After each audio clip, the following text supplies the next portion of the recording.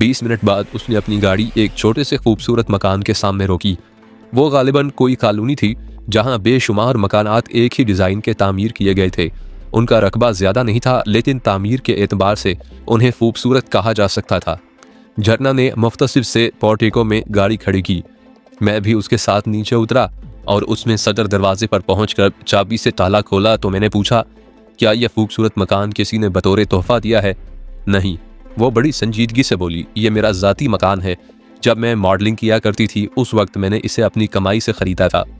Colonel से शादी करने के बाद भी मैंने इसे फ़रोख्त नहीं किया।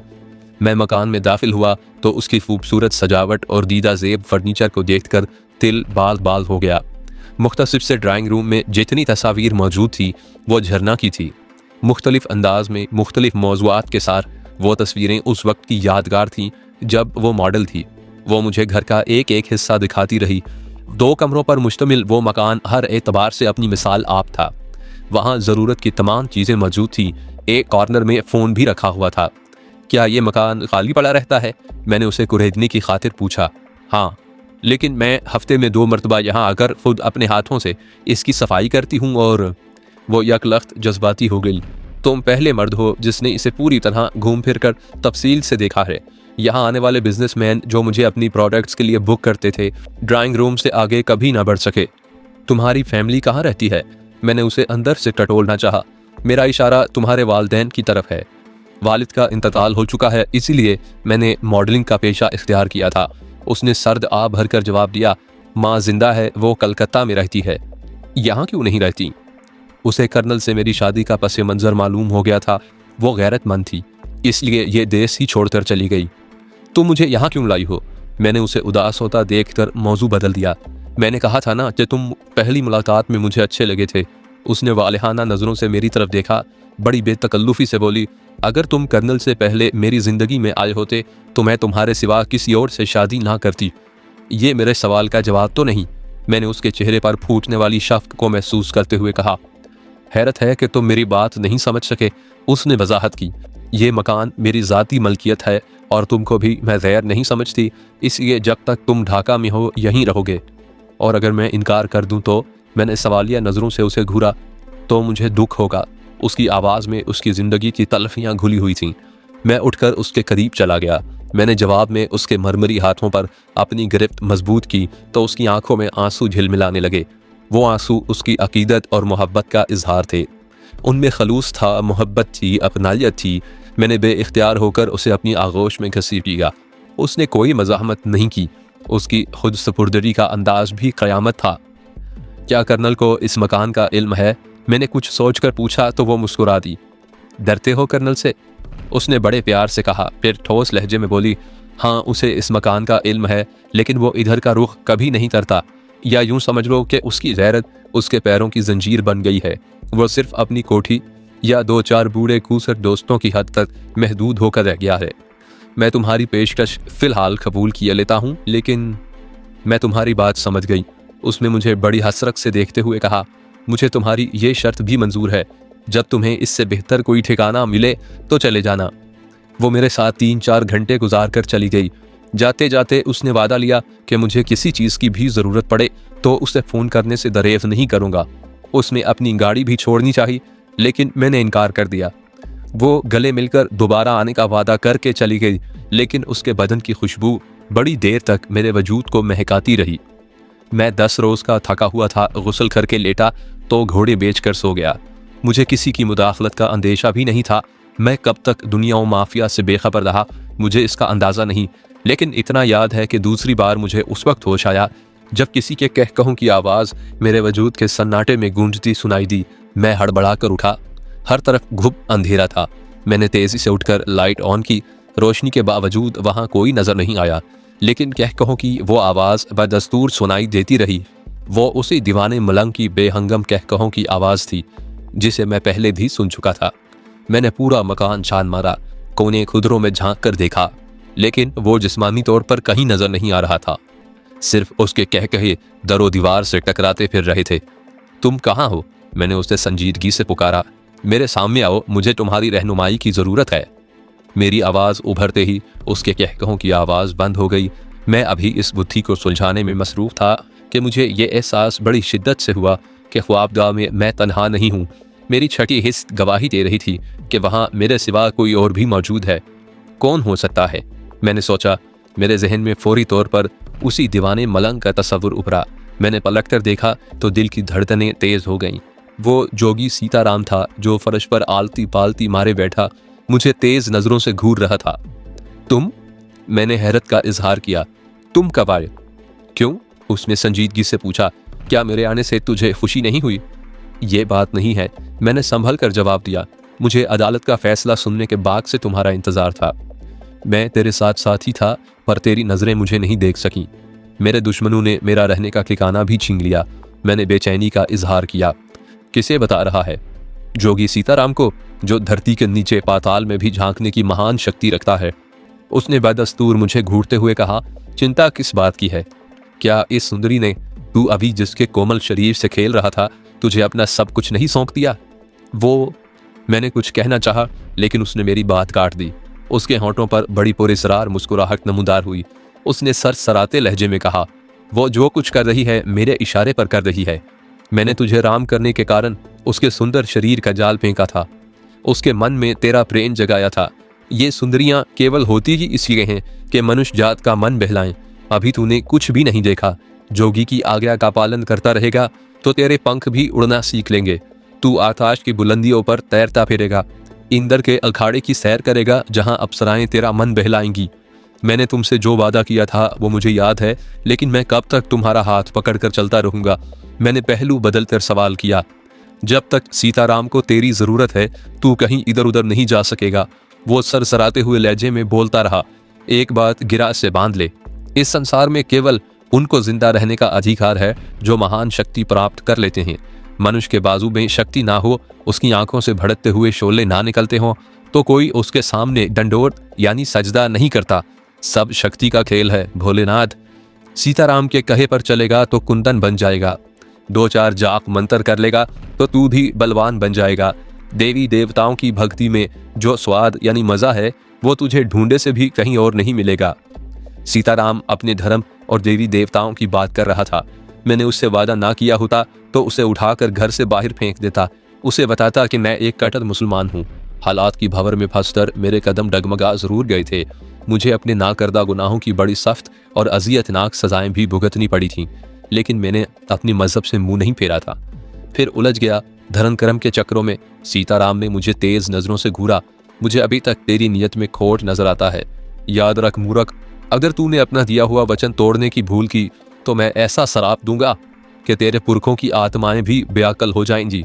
मैंने तुझसे कहा था ना कि मैं मन का हाल जानने की शक्ति भी रखता हूँ, और तू मुझे घर से उठाकर बाहर फेंकने का विचार कर रहा है। अपराधी। मैंने खुद को तेजी से संभाला। मैं उसकी मावराई कुव्वतों का करिश्मा देख चुका था। तुम मुझे गलत मत समझो, मैंने बात बनाने की कोशिश की। तुमने मुझ पर जो एहसान किया है वो मेरी जात पर कर्ज है, लेकिन वेकिन नहीं चलेगी सीताराम के साथ। उसने बिगड़े हुए तेवर से कहा। तू नहीं जानता मैंने तुझे खोजने के लिए कितने जतन किए हैं। तूने वचन ना दिया होता तो और बात थी, परंतु अब अगर तूने छल कपट से काम लिया तो तेरे हक में अच्छा नहीं होगा। मैं सीताराम की कुव्वत का तमाशा देख चुका था। मेरे लिए उससे बिगाड़ कर मुनासिब नहीं था। मुझे ये भी ख्याल था कि जब मेरे दुश्मनों की 3 लाशें बरामद होंगी तो चारों तरफ कोहराम मच जाएगा। वो खामोश नहीं बैठेंगे। इंस्पेक्टर और थाने के ऑन ड्यूटी अमले को भी एक एक करके कुरेदा जाएगा। किसी ने जबान खोल दी तो वो फिर भूखे गिद्ध की मानिंद मुझ पर टूट पड़ेंगे। गवाह मुनहरिफ ना हुए होते तो मैं इस वक्त भी खुली फिजा में सांस ना ले रहा होता। जो कुछ हुआ था वो नाकाबिले यकीन ही था। सीताराम की कुव्वत मेरा साथ ना देती तो मेरा अंजाम भयानक ही होता। मैं तेरे मन की खलबल देख रहा हूँ, उसने ठोस लहजे में कहा। मेरा कहा मान ले मूर्ख, नहीं तो इस धरती पर तुझे कहीं टांग पसारने की जगह नहीं मिलेगी। सारा जीवन कांटों पर लोट लोट कर बिता देगा। मेरा दिल गवाही दे रहा था कि वो जो कुछ कह रहा है गलत नहीं होगा। अगर वो अपनी मावराई कुव्वतों के जरिए मुझे मौत के मुंह से निकाल सकता था, मेरे जिस्म में कोई शैतानी रूह फूंक सकता था, तो एक इशारा मुझे दोबारा फांसी के फंदे तक भी पहुंचा सकता था। मेरे पास उसकी बात पर अमल करने के सिवा और कोई रास्ता भी नहीं था। सीताराम, मैंने नरम लहजे में उसे मुखातिब किया, मैं अपने वादे से पीछे नहीं हट रहा। तुमने मेरे साथ जो सलूक किया मैं उसके लिए भी तुम्हारा मशकूर हूँ। मेरे ऊपर जो भी थी वो तुम भी जानते हो। मुझे मुलाजमत से मुअत्तल किया गया। मेरा सर छुपाने का ठिकाना भी छिन गया। तुम्हारी वजह से झरना मेरा साथ ना देती तो मैं इस वक्त किसी फुटपाथ पर भटक रहा होता। मेरी मुलाजमत का भी कोई यकीन नहीं है। रहीमुद्दीन बड़ा किक्कर आदमी है, वो मुझे आसानी से। शांत हो जा बालिक, जोगी सीताराम मायनी फेज अंदाज में मुस्कुरा कर बोला। मैं जान गया तू क्या चाहता है, बस अब कोई चिंता मत कर। उठकर महान जोगी का हाथ थाम कर आंखें मूंद ले, मैं तेरे मन की सारी आशाओं को पूरा कर दूंगा। धन दौलत तो हाथ का मैल है। मैं तुझे बताऊंगा कि जो महान शक्ति के मालिक होते हैं उनके लिए कोई काम कठिन नहीं होता। मैं तुझे कुंदन बना दूंगा। कुंदन तू भी क्या याद करेगा कि किसी गुरु से पाला पड़ा था। मैं एक बात और जानना चाहता हूँ, मैंने गैर इख्तियारी तौर पर पूछिया, क्या अभी कुछ देर पहले तुम ही कहा लगा रहे थे? सीताराम के चेहरे पर एक रंग आकर गुजर गया। तेवरी चढ़ाकर बड़े सर्द लहजे में बोला, मुझसे खिठोल कर रहा है? मेरी बात का यकीन करो, मैंने संजीदगी से कहा। तुम्हारे आने से पेशतर मैं किसी के कहकहों की आवाजें सुन रहा था। मैं समझा कि शायद तुम ही होगे। नहीं, वो मैं नहीं था, लेकिन मैं समझ रहा हूं कि वो कौन होगा। उसने खला में घूरते हुए बदस्तूर संजीदगी से कहा। कौन होगा? मैंने उसे टटोलने की कोशिश की। इन चक्रों में समय बर्बाद मत कर बालिक, ये अभी तेरे बस का रोग नहीं है। चल, मेरा हाथ थाम कर आंखें मूंद ले। मेरे दिल में एक लम्हे को आया कि उससे पूछूं कि मुझे कहाँ ले जाना चाहता है, लेकिन फिर मैंने अपना इरादा तर्क कर दिया। खामोशी से उठकर सीताराम का हाथ थाम लिया। फिर जो कुछ हुआ वो भी हैरत अंगेज था। सीताराम का हाथ थामते ही मुझे ऐसे लगा जैसे मेरे पूरे वजूद पर लर्जा तारी हो गया हो। मेरे जहन पर शदीद गनूदगी तारी होने लगी। मैंने खुद को संभालने की कोशिश की, लेकिन मेरा जहन आहिस्ता आहिस्ता मुअत्तल होता चला गया। सीताराम की गिरफ्त मेरे हाथ पर मजबूत से मजबूत तर होती ही गई। मैं होश में आया तो रहीमुद्दीन अपनी ख्वाबगाह में बिस्तर इस्तराहत पर था। मैंने मध्यम रोशनी में दीवारगीर क्लॉक पर नजर डाली। उस वक्त रात का 2 का अमल था। मुझे हैरत हुई, वो अपनी ख्वाबगाह में बिल्कुल तन्हा था। उसने दरवाज़ा भी अंदर से बंद कर रखा था। मैंने अपने जहन को टटोला। मेरे कानों में जोगी सीताराम की सरगोशी सुनाई दी। बालिक, यही है वो दश्त जिसने बुखारी को और तुझे झूठे केस में उलझाकर तेरा पत्ता साफ करने की घिनौनी साजिश की थी। बुखारी ने तुझको जिस मुखबिर का नाम नहीं बताया, वो भी इसी का खास आदमी था। इसने एक तीर से 2 शिकार खेले हैं। बुखारी भी इसके जाल में फंसकर परलोक सधार गया, और तू भी चक्की के 2 पाटों के बीच आकर दरबदर हो गया। पुलिस राज जोगी की आवाज मेरे दिलो दिमाग को झंझोड़ रही थी। यही वो पापी है जिसने अपनी तिजोरी में माया का अंबार इकट्ठा कर रखा है। इसकी सारी धन दौलत इसी के कमरे में है। इसी कारण ये अपनी स्त्री यानी बीवी के साथ नहीं सोता। टल्स ने तुझे रास्ते से हटाने की खातिर तेरी मौत का जाल बुना था। आज ये तेरे सामने बड़ा चैन की नींद सो रहा है। समय अब तेरी मुट्ठी में है। तू बलवान है। तेरे शरीर में फिर वही शक्ति मौजूद है जिसके इशारे पर तूने अपने 3 दुश्मनों को नरक में झोंक दिया था। मेरी बात ध्यान से सुन। सांप या किसी हथियारे का सर कुचलना पाप नहीं है। तू इस पापी से भयानक इंतकाम लेने के कारण यहाँ आया है। इसके धन में से अपना हिस्सा समेट ले, बाकी को आग लगा दे। इसकी एक सुंदर पुत्री यानी बेटी दूसरे कमरे में सो रही है। जाते जाते एक नजर उसे भी देख लेना। झरना उसके पाँव की धूल भी नहीं है।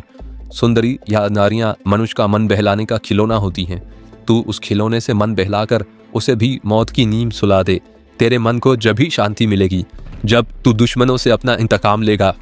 ये संसार उसी का साथ देता है जो बलवान होते हैं। तेरे शरीर में देवी देवताओं का आशीर्वाद दूर रहा है। जोगी सीताराम की महान शक्ति भी तेरे साथ है। कोई चिंता मत कर। धर्म कर्म को भूल जा। काली तेरे ऊपर मेहरबान है। ये शुभ घड़ी बीत गई तो तू अपने दुश्मनों से अपना इंतकाम कभी ना ले सकेगा। अपने कदम जमीन पर गाड़ ले। आज केवल तेरा दिन है। अपने मन से सारे दुविधा दूर कर दे। यहाँ जोगी की आज्ञा का पालन कर। जो तेरे सामने टांग पसारे पड़ा है उसकी टांगे चीर दे। इसका धन तेरे जख्मों का मरहम है। तेरे शरीर में जो अग्नि भड़क रही है उसे इस पापी के खून से बुझा ले। इसकी सुंदर छोकरी के कोमल बदन को उसी तरह रोंद डाल जिस तरह इसके कारण तुझे चक्की के 2 पाटों के बीच रोंदा गया था। मेरी आज्ञा का पालन कर, बाकी सब कुछ भूल जा। ये समय बीत गया तो सारा जीवन धरती पर अपाहिजों की तरह एड़ियां रगड़ता फिरेगा। सुन रहा है मूर्ख? महान जोगी तुझे क्या भाषण दे रहा है, क्या पाठ सबक पढ़ा रहा है?